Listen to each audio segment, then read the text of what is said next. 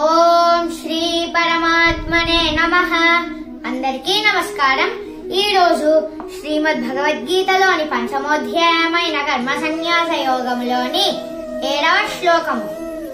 యోగయుక్తో విశుద్ధాత్మా విజితాత్మా జితేంద్రియః సర్వభూతాత్మ భూతాత్మా కుర్వన్నపి న లిప్యతే. భావం: శ్రీకృష్ణ భగవానుడు అర్జునుడితో ఇలా పలికెను. పరిశుద్ధమైన అంతఃకరణ కలిగి ఇంద్రియ మనస్సులను నియంత్రణ చేసే కర్మయోగులు ప్రతి ప్రాణిలో పరమాత్మను దర్శిస్తారు. అన్ని రకాల కర్మలు చేస్తూనే ఉన్నా వారు కర్మబంధములలో చిక్కుకోరు. 8వ శ్లోకము. నైవ కించిత్ కరోమీతి యుక్తో మన్యేత తత్వవిత్ పశ్యన్ శృణ్వన్ స్పృశన్ జిఘ్రన్ అశ్నన్ గచ్చన్ స్వపన్ శ్వసన్. భావం: శ్రీకృష్ణ భగవానుడు ఇంకా అర్జునుడితో ఇలా పలికెను.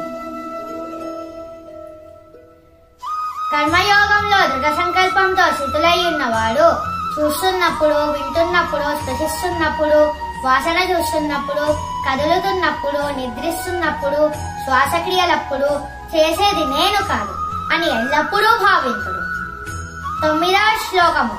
ప్రలపన్ విసృజన్ గ్రహ్ణన్ ఉన్మిషన్ నిమిషన్నపి ఇంద్రియాణీంద్రియార్థేషు వర్ధంత ఇతి ధారయన్. భావం: శ్రీకృష్ణ భగవానుడు ఇంకా అర్జునుడితో ఇలా పలికెను.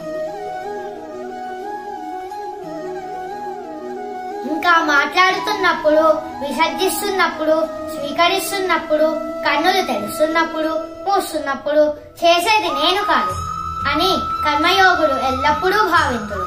ప్రాకృతిక ఇంద్రియములే వాటి వాటి విషయములలో కదులుతున్నట్లు దివ్య ఆధ్యాత్మిక జ్ఞానంతో గ్రహిస్తారు. ఓం శ్రీ